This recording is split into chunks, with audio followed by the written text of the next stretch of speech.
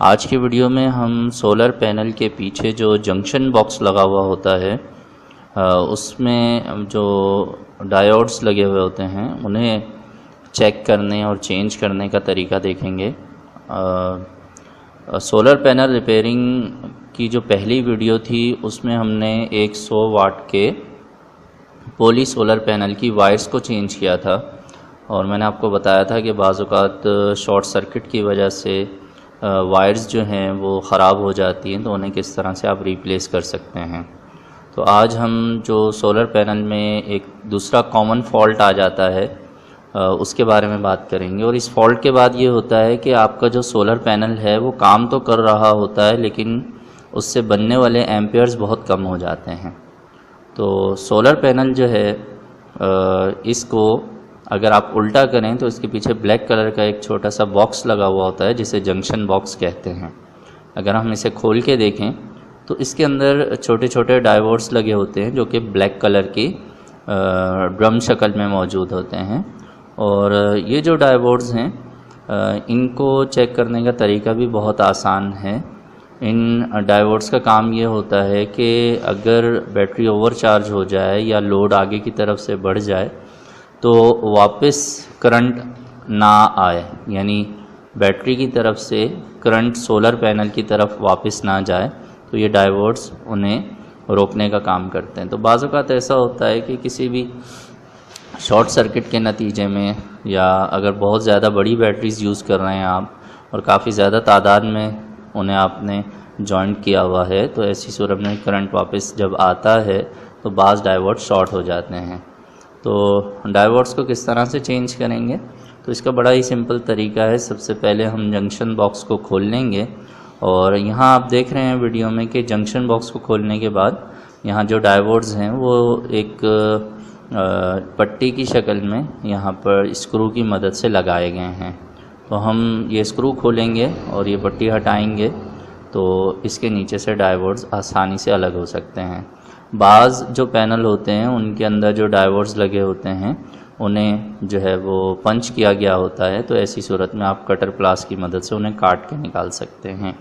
और बाज़ जो पैनल्स होते हैं उनके अंदर इन्हें सोल्डरिंग वायर की मदद से जो है वो सोल्ड किया हुआ होता है, तो ऐसी सूरत में भी आप इन्हें थोड़ी सी हीट देकर आराम से निकाल सकते हैं। तो इन्हें हमने आप देख रहे हैं कि निकाल लिया है। और इसे चेक करने का तरीका बड़ा ही सिंपल है। आप एक डीसी मीटर की मदद से इसे चेक कर सकते हैं। और ये जो डीसी क्लैम्प मीटर है इसके पॉजिटिव और नेगेटिव साइड्स को हम चेक करेंगे।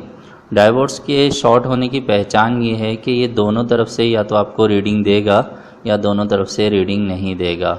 और सही जो डायोड होता है वो सिर्फ एक साइड से रीडिंग देता है और दूसरी तरफ से आपको जो मीटर है उस पर कोई भी रीडिंग नहीं मिलेगी। तो हम बारी बारी ये तमाम डायोड्स चेक करेंगे और इसमें से जो जो ख़राब हैं उन्हें रिप्लेस कर देंगे।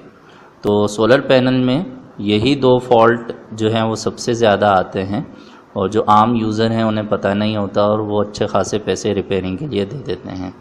तो आप इसे आसानी से समझ सकते हैं, कोई ज़्यादा मुश्किल काम नहीं है। अगर आपको मीटर का इस्तेमाल नहीं आता है तो ऐसी सूरत में आप डायोड्स निकाल कर किसी भी जो इलेक्ट्रॉनिक्स का काम करने वाले हैं उनकी शॉप पर जाकर चेक करवा सकते हैं। तो हम ये डायोड्स चेक कर चुके हैं।